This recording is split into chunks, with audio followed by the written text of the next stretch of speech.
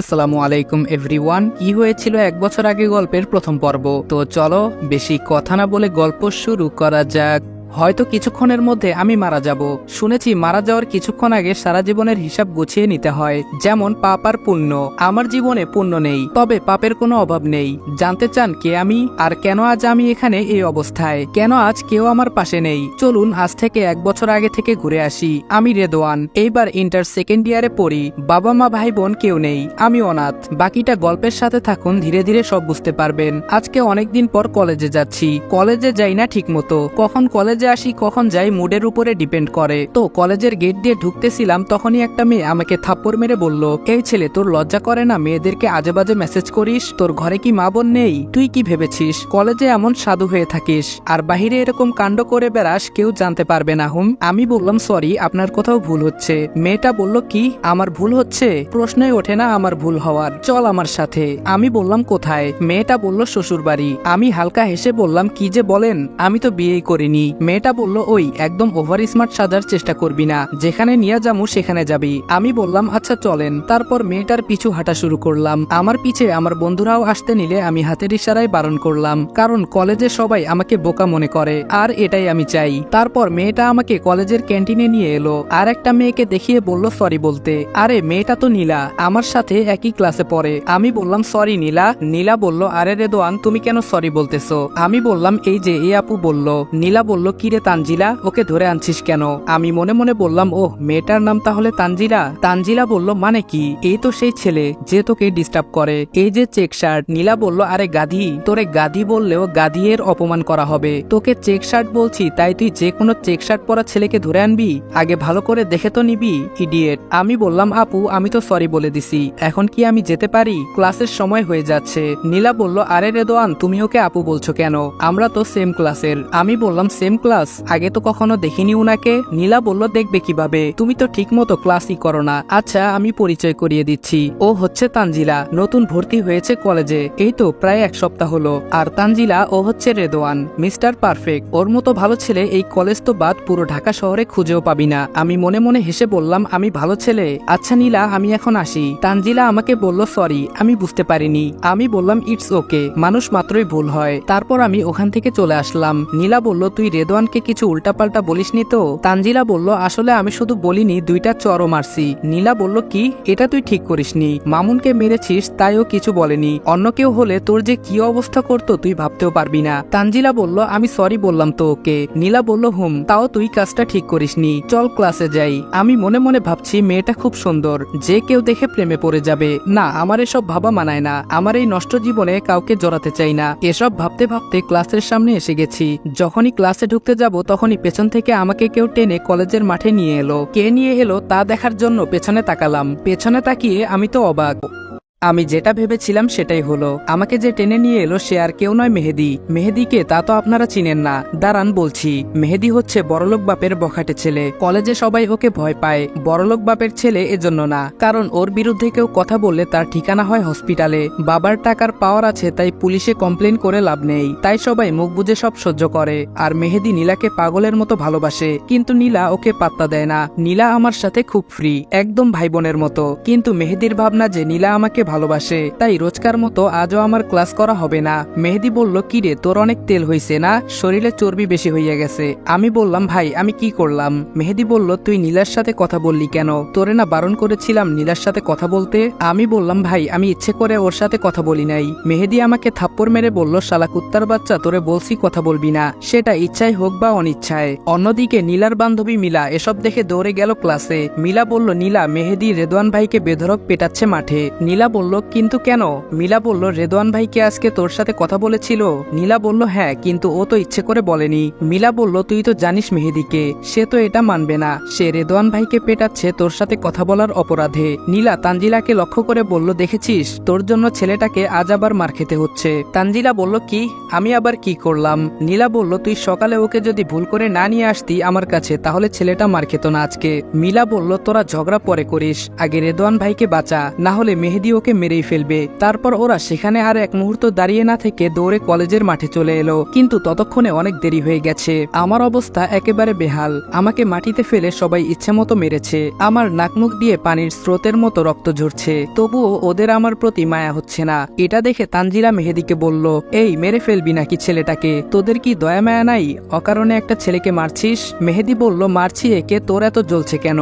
বলেই তানজিলাকে কষে একটা চর মারলো। তখন নীলা এসে মেহেদিকে একটা চর মারে আর বলে, এই তোকে আর কতবার বলবো আমি তোকে ভালোবাসি না? বিনা কারণে রেদওয়ান ভাইকে কেন কষ্ট দিস তোরা? আর যদি কখনো রেদওয়ান ভাইয়ের পেছনে লাগিস তাহলে আমার থেকে খারাপ কেউ হবে না বলে দিলাম। এই তানজিলা চল, রেদওয়ান ভাইকে হসপিটালে নিয়ে যেতে হবে। আমি বললাম, থাক বোন, আমার জন্য তোমাকে আর কিছু করতে হবে না। তুমি যখনই আমার উপকার করতে চাও তখনই হিতে বিপরীত হয়। এই বলে সেখান থেকে চলে এলাম। কলেজের গেট থেকে বের হয়ে পাশে তাকিয়ে দেখে নিলাম কেউ আছে কিনা। কেউ নেই। আমি আমার গাড়িতে গিয়ে বসলাম। তখন মাসুম বলল, ভাই আপনি শুধু একটা ইশারা করলে ওই মেহেদিকে জমের বাড়ি পাঠিয়ে দিমু, আপনি খালি বলেন ভাই।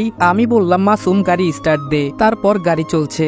আমি একটা সিগারেট ধরালাম। মাসুম বলল, ভাই আপনি তো সিগারেট তখনই খান যখন কোনো মিশনে নামেন, তাহলে এখন কি? আমি বললাম, না রে এখন না, আজকে রাতে ধামাকা হবে, জাস্ট ওয়েট। তারপর আমি আমার মেসে চলে আসলাম। আমাকে দেখে সাইমন বলল, কি রে তোর এই অবস্থা কেন?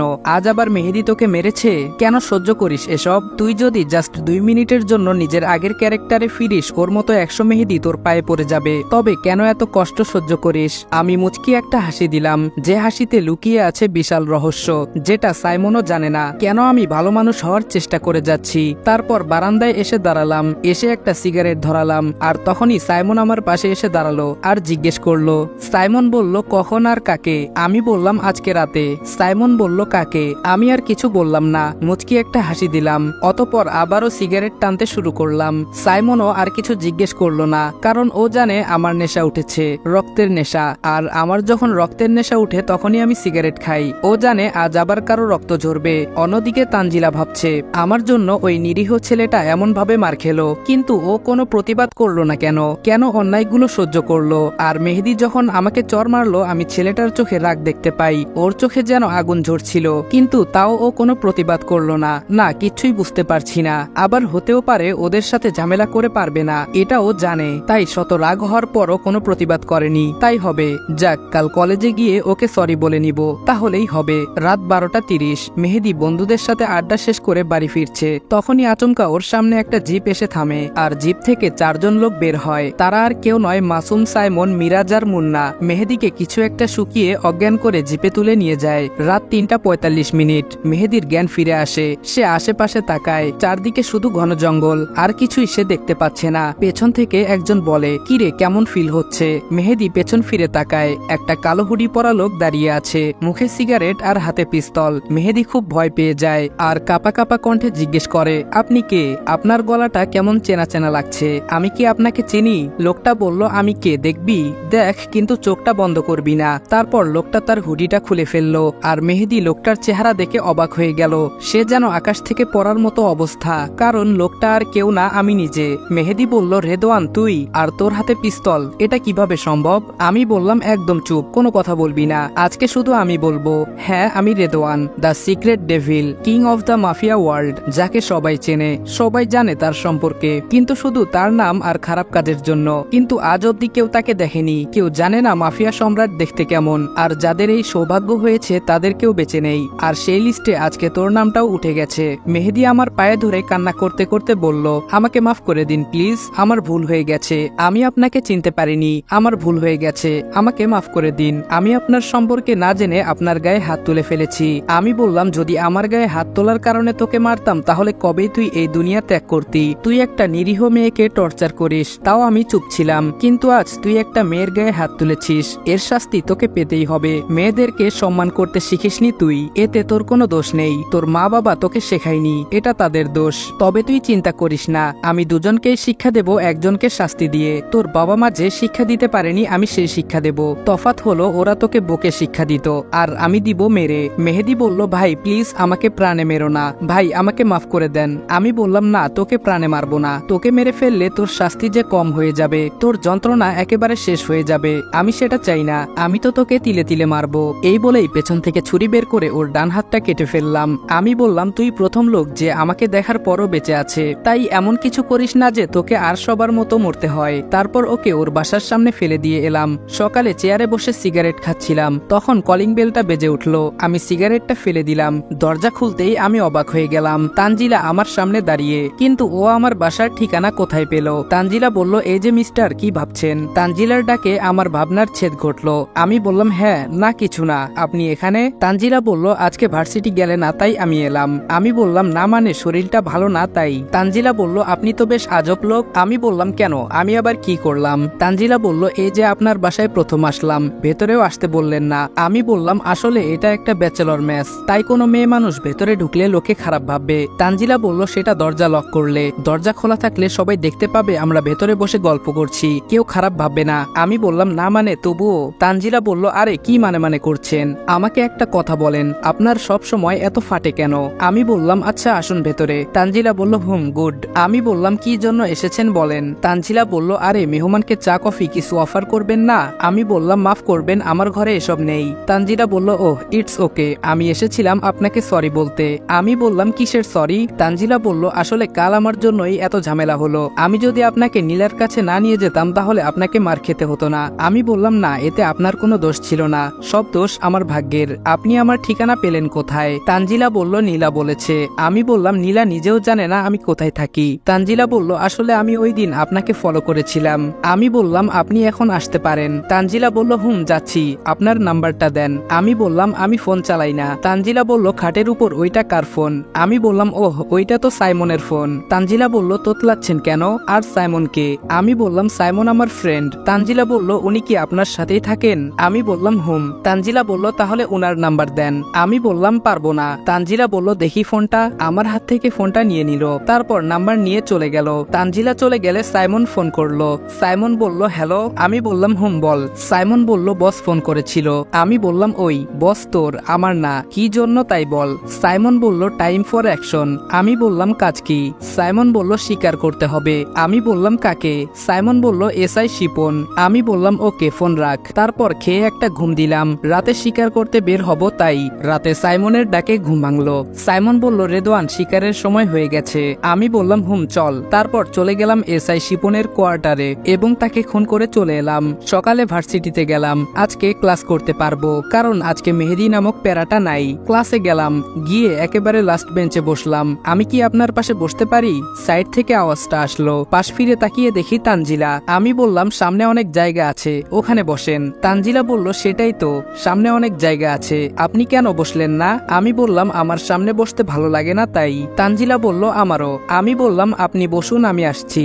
এই বলে চলে আসতে নিলে তানজিলা আমার পেছন থেকে হাত ধরে টান দেয়, আর আমি চোখ সামলাতে না পেরে ওর উপরে পড়ে যাই। আর আমার চোখ আটকে যায় তানজিলার উপর, কারণ আজকে তানজিলাকে একদম হুরপরির মতো লাগছে। নীল 3 পিস, চোখে গাঢ় করে কাজল, কপালে টিপ, আর ঠোঁটে হালকা লিপস্টিক। ওর গোলাপ রাঙা ঠোঁট দুটি যেন আমাকে ওর দিকে আকর্ষিত করছিল। তানজিলা বলল, ওই কি দেখো এমন করে? তানজিলার ডাকে আমার হুঁশ ফিরল।